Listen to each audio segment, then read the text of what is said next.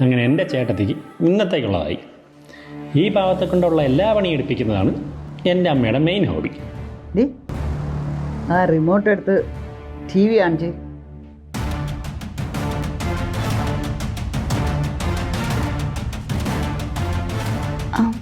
ഇനി എന്തെങ്കിലും വേണോ അമ്മ?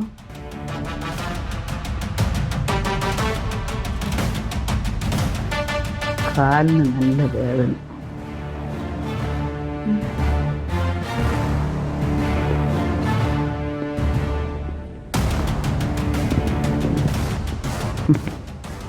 രണ്ടാമത്തെ മരുമകളും വന്നതിന് ശേഷം 2 പേരെയും 2 സൈഡിലിരുത്തി കാല് പിടിപ്പിക്കണം.